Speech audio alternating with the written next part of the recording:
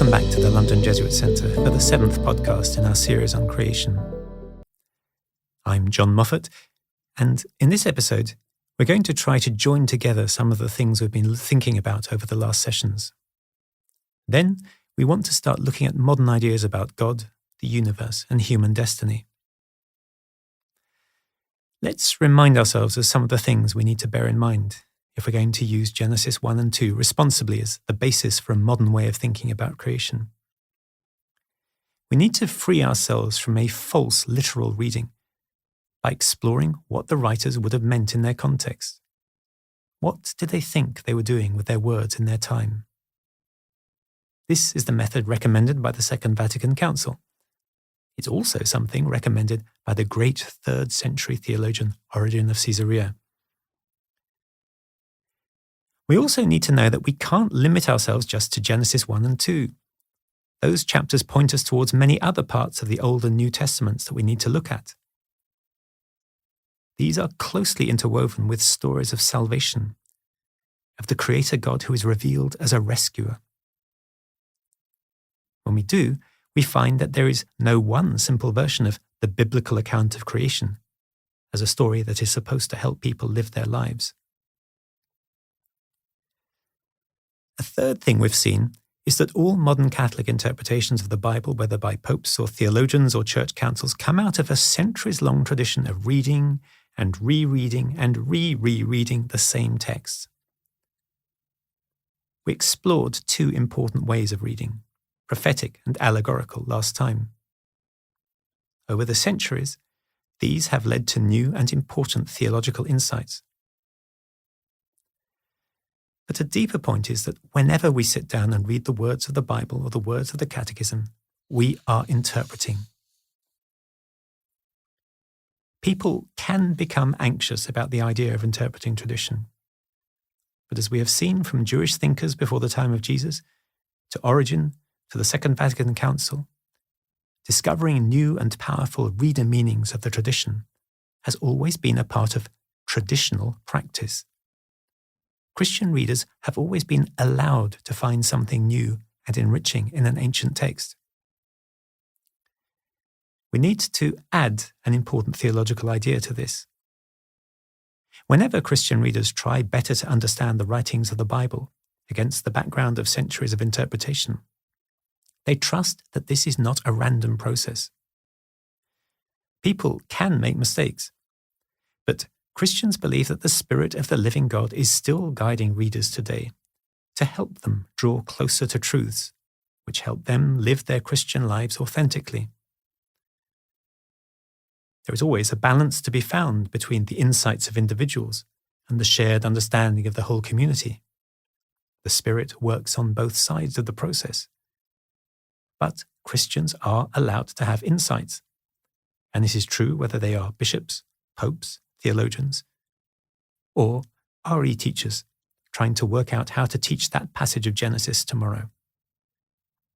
It's why Christians can sit down and read the Bible prayerfully and find words that speak to them in their lives today. In the last episode, we also began to see how allegorical reading allowed ideas from Greek thought to become integrated with the Jewish thinking about creation and salvation inherited by the first Christians. We looked at how the Gospel writers used the Old Testament writings to show how Jesus as a person is the answer to the existential problems of humanity: sin, alienation from God, and death. To make sense of this, they present Jesus as the Word or wisdom of God, the one through whom all things are made, the beginning and the goal of creation. The same person is the human agent of the rescue mission and the divine being who shapes the whole story of creation and recreation. This presents creation as the stage for a drama of salvation. But in building the stage for that drama, Christians, like Jews and Muslims, have had to engage with the best scientific thought in every age. As new discoveries and ideas have come along, the Church has found ways of discussing, critiquing, or integrating things which, at first sight, don't sit easily with the biblical tradition or later tradition. We want to look at this interplay between science and religion in a bit more detail now. We've already seen that Jewish intellectuals in the 4th century BC had to make one set of important adaptations to Genesis 1's picture of creation. The best available science used astronomy and geometry to show that the world must be a globe at the center of the universe. The movements of the stars were explained by the movements of interlocking crystal spheres. This was different from the Genesis picture of the glass dome holding back the waters above the earth from the waters below the earth, though perhaps not too different. But another important step taken by Christian thinkers was to follow Aristotle's claim that God is the source of all being or existence. If you take that seriously, then everything has to come from God. When God created the world, there can't have been stuff lying around already, however formless and void. God must have created everything out of absolute nothing. This is creation ex nihilo, to use the Latin term. This also shifts us away from exactly what it says in Genesis, where there's clearly plenty of stuff around at the beginning, just waiting for light and shape. So we have another philosophical interpretation of Genesis that makes its way into Christian theology. It was particularly important in defending the idea of an all-powerful creator God against some very ancient ideas that there were two forces at work in the universe, the good creator spirit and a bad material agent of chaos and disorder. That's why, from early on, Christians insisted that God is the creator of all things, visible and invisible, and state this clearly in what we call the Apostles' Creed. We've already seen how the Greek ideas of a word, or reason, logos, and a spirit as ordering principles that run through the universe became blended with the word and spirit of God in the Old Testament. From this emerges, eventually, and after a lot of argument and tears, the Christian idea of God as Trinity: Father, Son, or Word, and Spirit. That's affirmed in what we usually call the Nicene Creed. So creation, and the divine human drama of salvation that unfolds within it, is the work of this dynamic, unified Trinity of persons. What starts as a scientific idea, explaining the order and structure present in creation, becomes a theological idea that gives meaning and purpose to human life. Life caught up in the cosmic, creative love of the Trinity. But once these steps were made, Christian theology and standard ancient science could actually live relatively happily side by side. There was a dispute about whether the world was eternal or not. If you followed Aristotle, you thought it was.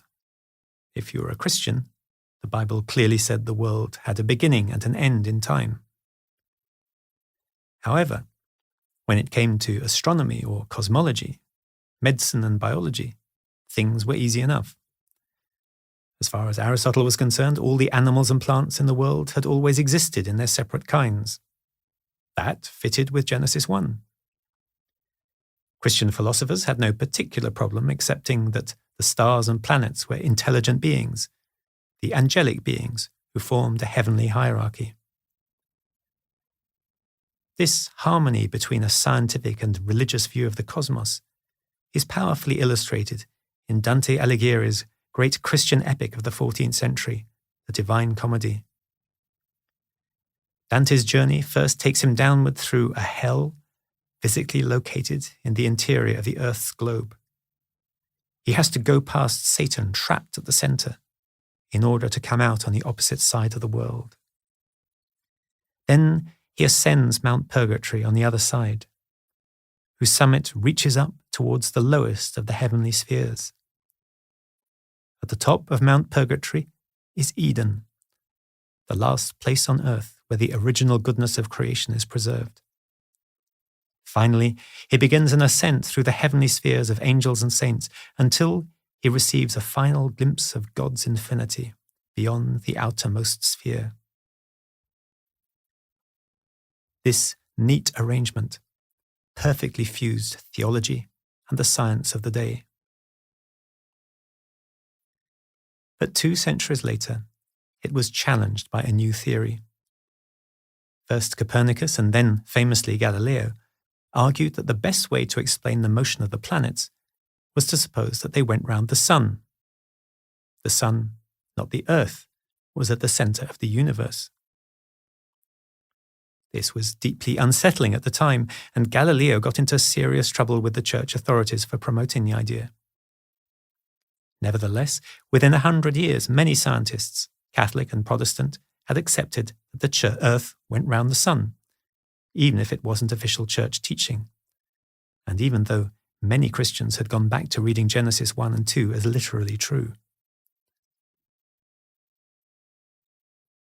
The next big challenge came in the 18th and 19th centuries through geology and biology. Ironically, a lot of the groundwork was done by clergymen. They were doing science precisely because they believed that by studying creation, they would understand more about the Creator. They were simply following what it says in the Bible. The heavens are telling the glory of God. Foolish are those who, from studying the works, do not discern the craftsman. The intricate order and structure of the universe was supposed to be a pointer to the skill and goodness of the Creator. Religious people, Catholic and Protestant, and Jewish and Muslim, have often thrown themselves into exploring cosmology, biology, physics, chemistry, earth sciences, in order to celebrate just that. But geology raised a problem about timings. If you took the evidence of the rocks seriously, the Earth was a whole lot older than the 6,000 years our friend Archbishop Usher calculated. But that was only a problem for those who thought day in the Bible meant a terrestrial day. For anyone comfortable with allegorical reading, this was easy to deal with.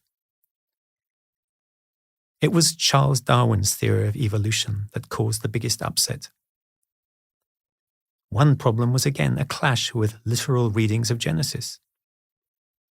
Aristotle and Genesis both agreed that creatures had always existed in their kinds. Genesis explained this as an act of creation by God.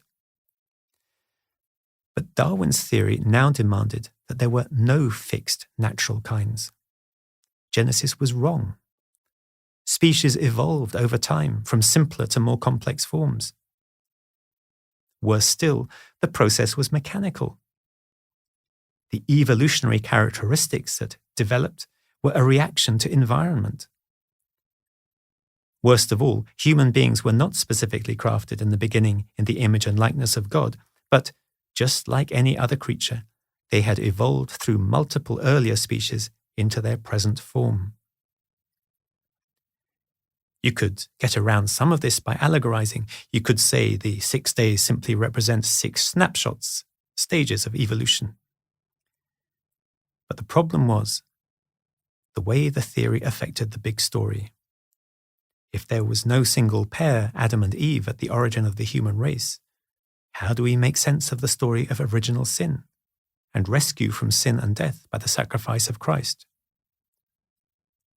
More generally, if human beings evolved like every other species, then surely that makes them less special.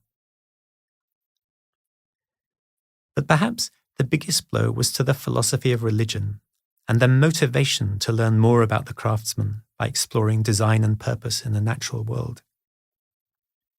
If natural forces can produce biological complexity through evolution and natural selection, then we have no need to suppose a craftsman, a designer, at all.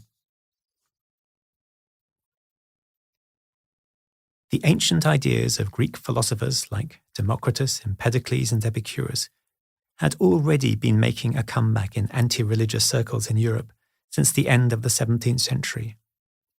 They now had added force.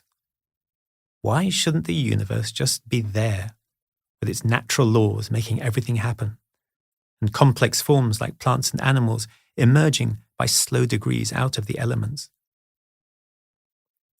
We no longer need an explanation for the source of existence, or why the universe is orderly. It just happens that way.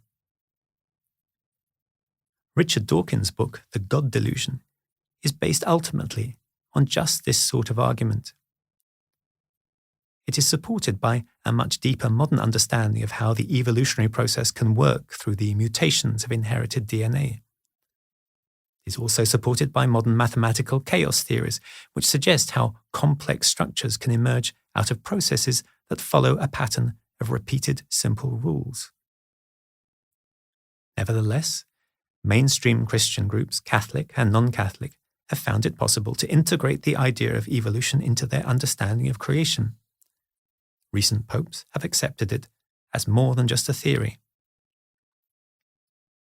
In part, this was due to the pioneering work of people like the Jesuit paleontologist Teilhard de Chardin, who early in the 20th century had already experimented with an evolution-friendly way of explaining the drama of salvation. Teilhard takes up the New Testament idea of Christ as the Word of God, the one who gives shape and meaning to the story of the universe. He suggests the drama of salvation is an evolutionary-like process, intended by God, with Christ at the beginning, middle, and end, in which the whole universe, including humankind, is drawn towards a new form of perfect consciousness and becomes completed in Christ, in the communion of saints, in which the saints share everything.